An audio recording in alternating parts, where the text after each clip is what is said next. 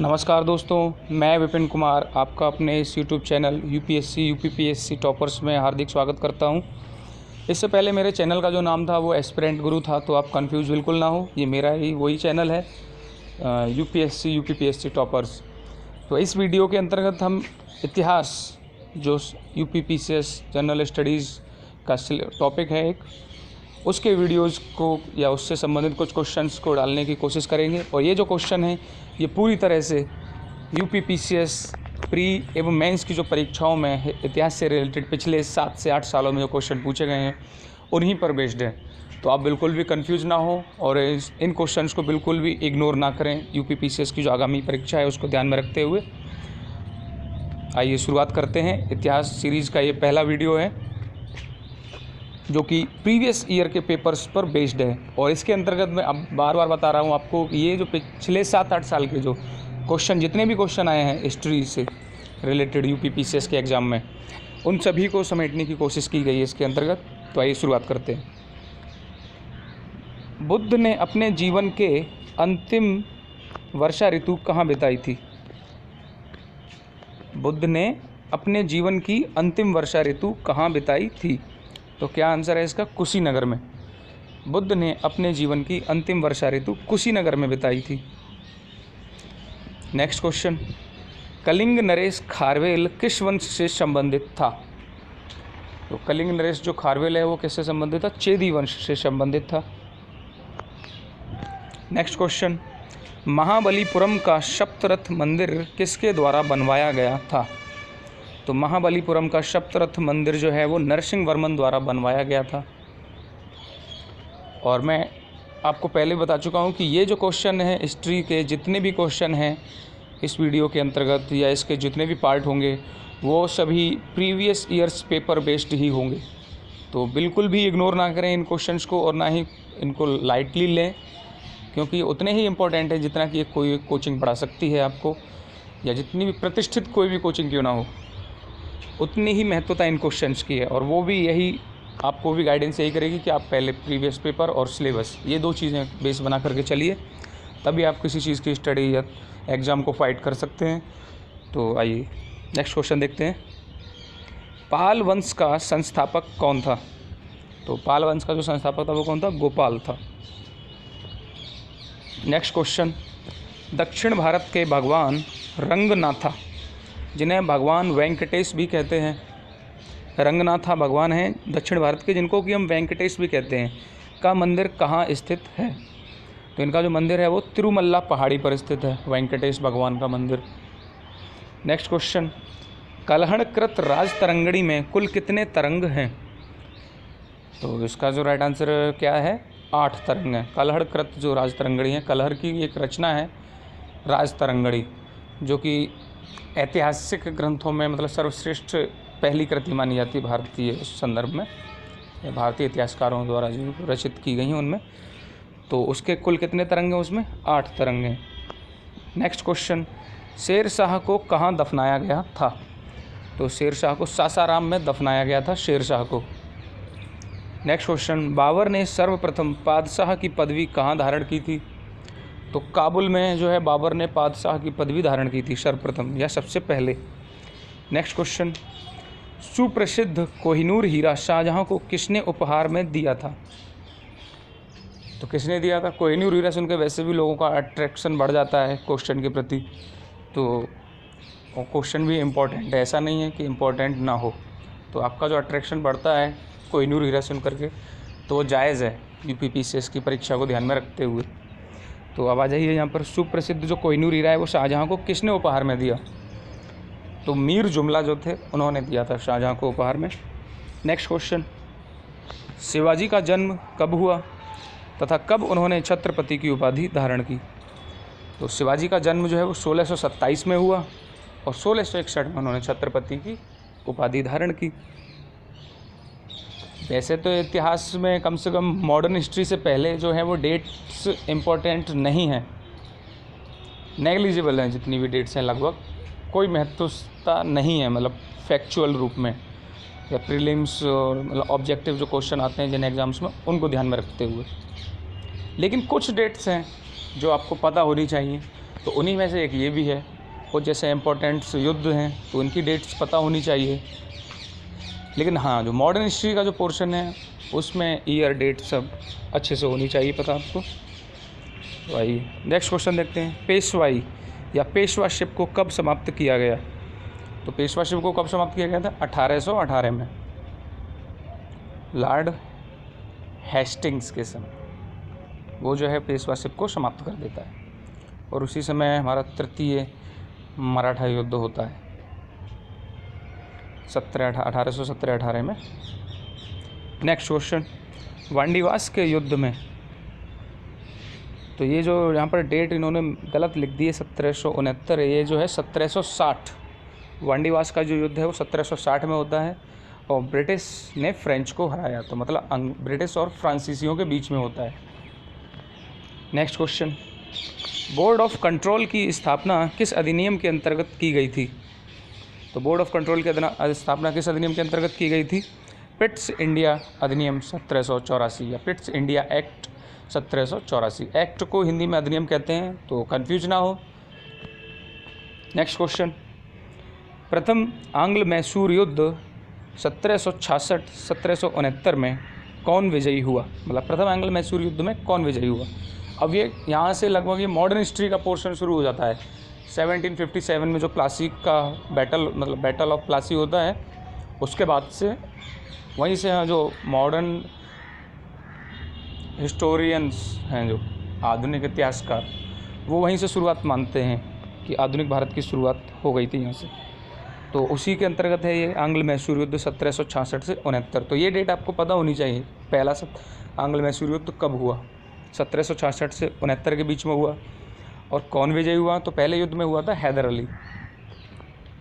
Next question देखते हैं, भारतीय व्यापार में ईस्ट इंडिया कंपनी का एकाधिकार कब समाप्त किया गया? तो ईस्ट इंडिया कंपनी का एकाधिकार कब समाप्त हो गया था? 1813 में भारतीय व्यापार में ईस्ट इंडिया कंपनी का जो एकाधिकार है समाप्त कर दिया गया। बहुत ही ज़्यादा इंपॉर्टेंट क्वेश्चन है ये। मान लीजिए कि अगर आप प्रीवियस ईयर के 15-20 साल के क्वेश्चन करते हैं प्रीलिम्स मेंस के, तो 1-2 साल छोड़ करके लगभग हर साल आया हुआ क्वेश्चन है ये एक तरीके से। नेक्स्ट क्वेश्चन, सिंध पर ब्रिटिश ने कब अधिकार किया? तो कब किया? 1843 में। मैंने बोला था कि मॉडर्न हिस्ट्री के शुरू होने से पहले की जो डेट्स हैं वो कुछ ही डेट्स हैं, गिनी चुनी डेट्स हैं, वो इम्पोर्टेंट हैं। लेकिन मॉडर्न हिस्ट्री में लगभग सभी डेट्स इंपॉर्टेंट हैं, जितनी भी डेट्स दी हुई हैं सब इम्पॉर्टेंट है। अब आप देख लीजिए, मॉडर्न हिस्ट्री की शुरुआत हुई है तो कहीं ना कहीं हर क्वेश्चन में डेट है कुछ ना कुछ। नेक्स्ट क्वेश्चन, नील दर्पण नाटक के लेखक कौन थे? तो कौन थे? दीनबंधु मित्र। नेक्स्ट क्वेश्चन देखते हैं, 1857 के संग्राम को प्रथम स्वतंत्रता संग्राम का नाम किसने दिया? तो वी.डी. सावरकर, विनायक दामोदर सावरकर ने। फुल फॉर्म था इनका, या फुल फॉर्म या पूरा नाम था। नेक्स्ट क्वेश्चन, भारत विभाजन के संदर्भ में 1947 में नियुक्त सीमा आयोग की अध्यक्षता किसने की थी? अब भारत विभाजन किन किन देशों के बीच हुआ? भाई भारत से पाकिस्तान बना, और सीमा विभाजन की जो अध्यक्षता वो किसने की? रेडक्लिफ ने। तो रेडक्लिफ ने अध्यक्षता की और उन्होंने सीमा का निर्धारण किया भारत पाकिस्तान की, तो इसलिए इसका नाम पड़ गया रेडक्लिफ लाइन, भारत और पाकिस्तान के बीच जो है। नेक्स्ट क्वेश्चन, दक्षिण अफ्रीका के किस रेलवे स्टेशन पर गांधी जी को ट्रेन से फेंका गया था? काफ़ी इंपॉर्टेंट है अपने आप ये। भाई आप इतना याद रख लीजिए कि ये जितने भी क्वेश्चन हैं सब प्रीवियस हैं और पिछले 7 से 8 साल के ही बेस पर हैं खाली। ये जितने भी हिस्ट्री के क्वेश्चन हैं इस वीडियो के अंतर्गत सभी 7 से 8 साल के दौरान जो भी पीसीएस ने पूछे हैं क्वेश्चन प्रीलिम्स और मेंस में इतिहास से, तो वो सभी क्वेश्चनों को समावेशित किया गया है इसके अंतर्गत। तो उन्हीं में से एक ये भी क्वेश्चन है कि दक्षिण अफ्रीका के किस रेलवे स्टेशन पर गांधी जी को ट्रेन से फेंका गया? तो पीटर मारिट्सबर्ग, काफ़ी इंपॉर्टेंट है ये। नेक्स्ट क्वेश्चन, महात्मा गांधी ने भारत में अपना पहला जन भाषण कहाँ दिया था? तो कहाँ दिया था? वाराणसी में। बहुत इंपॉर्टेंट है ये कि महात्मा गांधी ने अपना पहला जन भाषण कहाँ दिया? वाराणसी में। नेक्स्ट क्वेश्चन, कलिंग युद्ध का विवरण कहाँ से ज्ञात होता है? तो सभी जानते हैं भाई, मतलब जो जिसने भी हिस्ट्री पढ़ी होगी थोड़ी बहुत, तो 13वां शिलालेख। अशोक के बारे में बाद में जानता है, कलिंग का युद्ध और 13वां शिलालेख पहले जानते हैं लोग। तो जो कलिंग युद्ध का विवरण है वहीं से मिलता है हमें।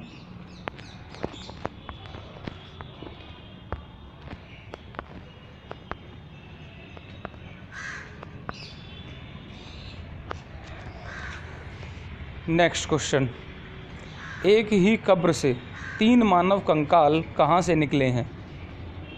तो कहाँ से निकले? महदहा से। एक ही कब्र से 3 मानव कंकाल निकले हैं महदहा से। नेक्स्ट क्वेश्चन, विंध्य क्षेत्र के किस शैलाश्रय से सर्वाधिक मानव कंकाल मिले हैं? तो किस शैलाश्रय से मिले हैं? लेखहैया। लेखहैया जो शैलाश्रय है वहाँ से हमें सर्वाधिक मानव कंकाल मिले हैं विंध्य क्षेत्र के। नेक्स्ट क्वेश्चन, पृथिव्या प्रथम वीर की उपाधि किसने धारण की थी? तो किसने धारण की थी? समुद्रगुप्त ने। पृथिव्या प्रथम वीर की उपाधि जो है वो समुद्रगुप्त ने धारण की है। नेक्स्ट क्वेश्चन, विक्रमशिला विहार का संस्थापक कौन था? तो धर्मपाल। पाल वंश का जो शासक था, इम्पोर्टेंट शासक धर्मपाल, उसने की थी विक्रमशिला महाविहार की स्थापना। नेक्स्ट क्वेश्चन, कृष्णदेव राय ने किस नगर की स्थापना की? तो इसका जो आंसर है वो क्या है? नागलापुर। नागलापुर नगर की स्थापना किसने की? कृष्णदेव राय ने। या कृष्णदेव राय ने किस नगर की स्थापना की? नागलापुर की। तो नई तरीके से क्वेश्चन आ सकता है।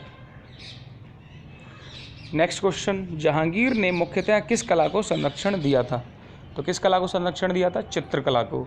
और आप एक चीज़ और याद कर लीजिए कि मानव आकृति निर्मित जो सिक्के थे वो भी जहांगीर के समय ही शुरू हुए हैं। तो ये भी क्वेश्चन कभी आ जाता है।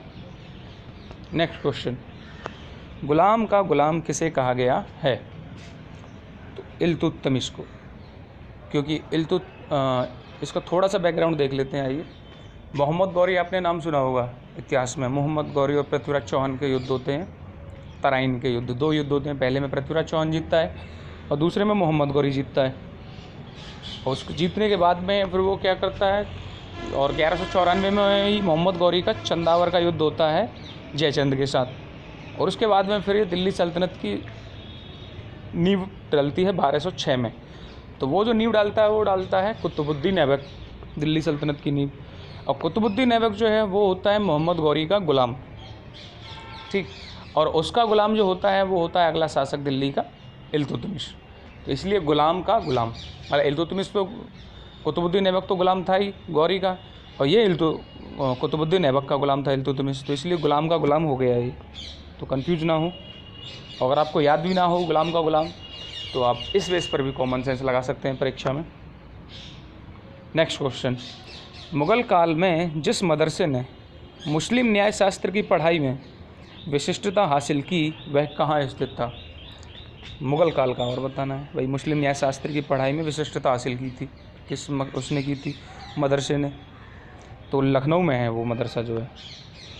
नेक्स्ट, किस वर्ष बाबर ने सुल्तान इब्राहिम लोदी को पानीपत की लड़ाई में पराजित किया?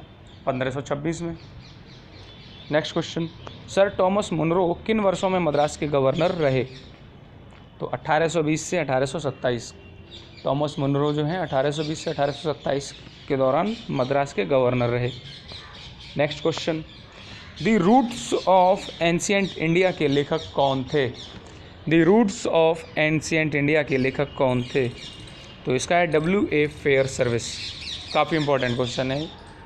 नेक्स्ट क्वेश्चन, पश्चिमी भारत के D.K. कार्वे का नाम किस संदर्भ में आता है? तो D.K. कार्वे का जो नाम है वो किसके संदर्भ में आता है? स्त्री शिक्षा के संदर्भ में। D.K. कार्वे स्त्री शिक्षा, ऐसे याद कर लीजिए आप। D.K. कार्वे स्त्री शिक्षा। नेक्स्ट क्वेश्चन, भारतीय गौरव यश का अंतिम सूर्य किसके लिए प्रयुक्त हुआ है? तो इसका जो राइट आंसर है वो है पृथ्वीराज चौहान, क्योंकि ये दिल्ली पर जो बैठा हुआ अंतिम शासक था।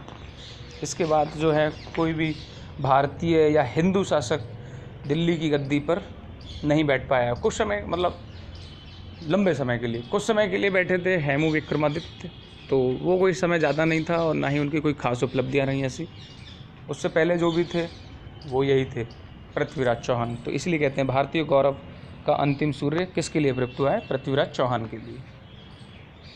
नेक्स्ट क्वेश्चन, देवबंद आंदोलन यूपी, मतलब यूपी को उस समय आज़ादी से पहले तक संयुक्त प्रांत बोलते थे। आप इतना मान करके चलिए, बेसिक। तो मैं किस वर्ष आरंभ हुआ? देवबंद आंदोलन यूपी में किस वर्ष आरंभ हुआ? तो 1866 में देवबंद आरंभ हुआ। ये समाज सुधार जो आंदोलन था, सामाजिक एवं धार्मिक सुधार आंदोलन, उसके अंतर्गत ये है ये देवबंद आंदोलन। नेक्स्ट क्वेश्चन, मोतीलाल नेहरू और CR दास द्वारा 1923 में गठित स्वराज पार्टी का नाम क्या है? तो क्या नाम है स्वराज गठित पार्टी का नाम क्या है? तो इसका नाम है स्वराज पार्टी। या स्वराज पार्टी का गठन किसने किया? तो मोतीलाल नेहरू और CR दास। तो आप कन्फ्यूज ना हो इसको लेकर के, 1923 में किया था इन्होंने। नेक्स्ट क्वेश्चन, डलहौजी की विलय नीति का प्रथम शिकार कौन हुआ था? तो प्रथम शिकार जो हुआ था वो हुआ था सतारा, 1848 में डलहौजी ने सतारा का विलय किया। और अंतिम शिकार कौन हुआ? तो अंतिम जो माना जाता है वो है 1856 में अवध का विलय।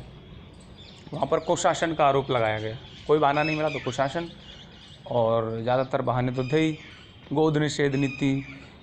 अब इन दोनों पे भी काम नहीं चला तो युद्ध कर दिया उस पर। तो इस तरीके से डलहौजी का तो पहला जो शिकार था 1848 में सतारा, डेट नहीं दी हुई, हो सकता है डेट पूछ ले, 1848 है। और अंतिम जो शिकार था डलहौजी की विलय नीति का वो था अवध, 1856। नेक्स्ट, अंग्रेज़ों के विरुद्ध खान अब्दुल गफ्फार खान द्वारा प्रारंभ